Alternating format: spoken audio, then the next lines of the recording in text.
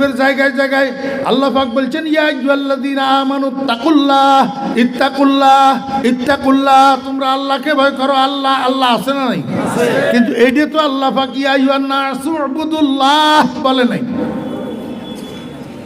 ইয়া আইয়ুহান নাসু উবুদুল্লাহ বলে নাই, বলছে কি ইয়া আইয়ুহান নাসু উবুদু রাব্বাকুম। কি বলছে? উবুদু রাব্বাকুম।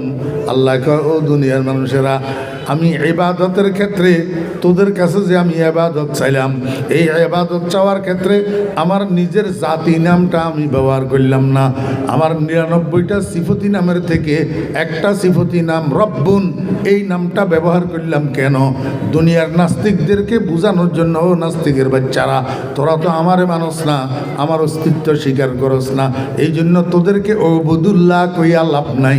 আমি যদি উবুদুল্লাহ কই আল্লাহর ইবাদত করবি কর, তোরা কবি কি এর আল্লাহ, কোথায় আছে আল্লাহ?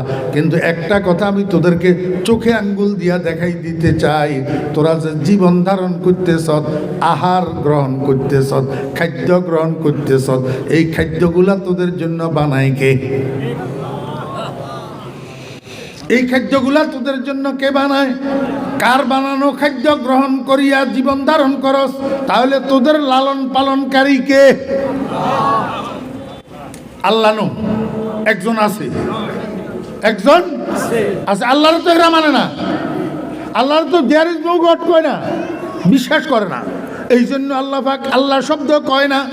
আল্লাহ কয় ঠিক আছে তোরা আল্লাহ মানিচ্ছা, কিন্তু তোদেরকে যে পালে হিয়ার ইবাদত কর, তোদেরকে জিয়া লালন পালন করে হিয়ার উপরে ঈমান আন, তোদেরকে জিয়া লালন পালন করে হিয়ার ঈমানের উপরে, হিয়ার ইবাদতের উপরে তোরা খাঁটি হয়ে যা। এই জন্য আল্লাহ উবুদুল্লাহ শব্দ না কইয়া কয় রাব্বাকুম।